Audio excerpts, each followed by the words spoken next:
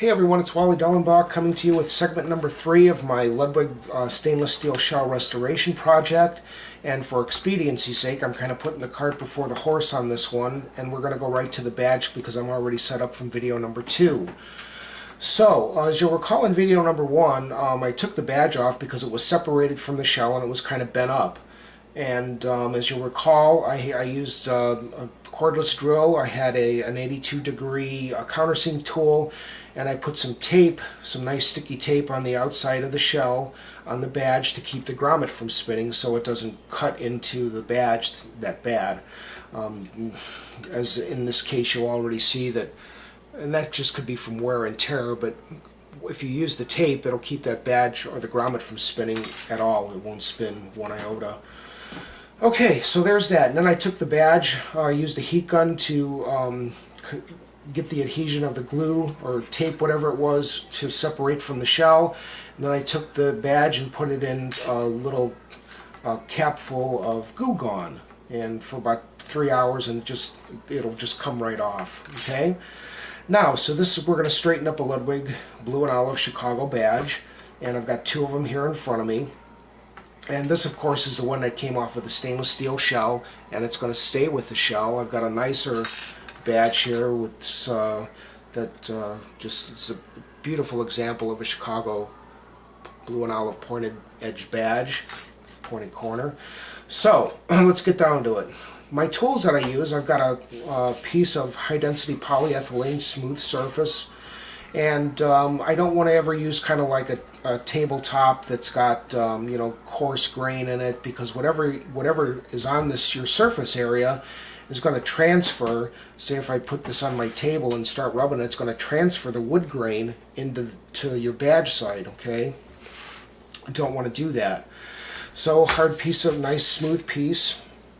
And I'm going to put a piece of paper towel up underneath just to kind of absorb some of the grease and keep it, or oil, and keep it from getting too sloppy. Now, that's regular household oil, and this is an X-Acto blade or knife holder. It's an aluminum cylinder, probably about 3/8 inch in diameter, and I kind of cleaned it up, removed any kind of rough surface. It's nice and smooth. This is aluminum, that's aluminum. I'm going to use similar material. Now, if you want, you could use a piece of brass, but just whatever you do, always make sure that it's a smooth surface, and because once again, whatever's on here, you're going to transfer into your badge. Okay, so we always want to be mindful, and that's why I use the oil to kind of help the tool slide a little bit. Okay, well, it's going to help; it'll slide a lot. So here we go. Now I've got a little oil applied. I'm going to get this X-Acto blade full of oil, and I'm just going to rub parallel to the badge. Now, the corner was bent up here where I'm rubbing.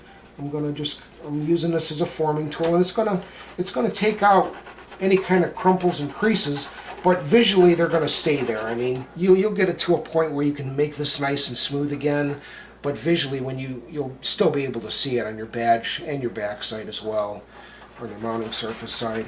So we're just using this as kind of like a version of a hammer and an anvil, just with a Ludwig badge. Like I said, the radius of or diameter of this X-Acto knife holder is my forming tool. I'm just kind of rubbing back and forth, and it's already starting to take shape as a radius. See, it's nice, getting to be a nice radius in there. Can you see that? Here we go. Radius, my arm is in the way. Yeah, can you see that a little bit? Good. All right. Now, if I want to get a smaller radius in there for a smaller diameter drum, I'm just going to take this paper towel and I'm going to fold it into like a pillow.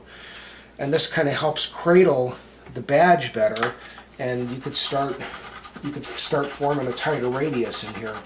And if you want to, get yourself maybe like a dishcloth, a fine dishcloth, and put up underneath here. And you'll know when you start bending it, when the places where it's going to bend the most is where the least material is. So it's going to bend the most right up here over the grommet hole, and then on your corners. And they'll really start to curl on your corners, so kind of don't get too aggressive on those unless it's really bent up, because you can always go back, and I just, to straighten it back up, I just kind of pinch it with my finger and try to get it straight again. Okay, So, and you could see maybe right here how it's kind of an extreme. And so I put it in my hand and just kind of rub across it. Okay. Now, I don't want to overbend it, because if I overbend it to the radius of compared to my shell, it's really kind of, I would just want to overbend it just a little bit. So I'm going to set this stuff aside. I'm going to set my shell up here. And we're going to go ahead and put this on here. I'm just going to, oh man, that's perfect. The corner, and I'm really more concerned with the corners. I don't want any of the sharp corners sticking up. And the double-sided tape, that we're going to do another video, and I'm going to show you how to put the double-sided tape on. And I think I can probably do the corners just a little bit more. So I'm just going to come over here and work the corner. And this is the one that was sticking up a little bit. It was sticking up about 20 thousandths.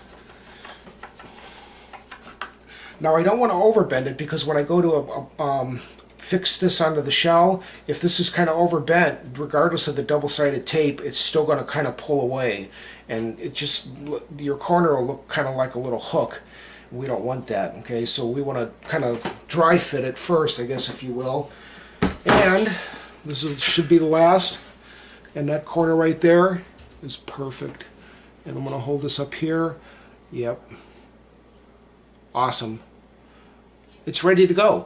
Okay, so that's that. This is video number 3. Video number 4, I'm going to go ahead, like I said, I put the cart before the horse and did this because everything was already set up. And video number 4, we'll go out and we'll do the buffer and take care of the shell. And the last part of it will be probably putting this badge on, and that'll be it. So until next time, everybody be cool. Thank you so much for watching my videos. Oh, one more thing I forgot too. Now, some of you Ludwig purists might not appreciate this, but when they produced these badges, there was kind of a little tab right here, okay, because they made these in series like this, okay, and there was a little tab that affixed all the string of badges, okay, and then they just bent them off and.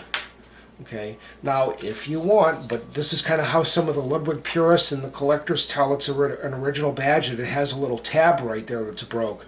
But if you don't like it, or if it's just a little bit rough, you could still leave it on there, but just take yourself a little bit of oil and some 1000 grit sandpaper, wet dry, and then just kind of rub it. You don't want to rub it till you get rid of it, because you want to leave that on there, because that identifies this badge as original.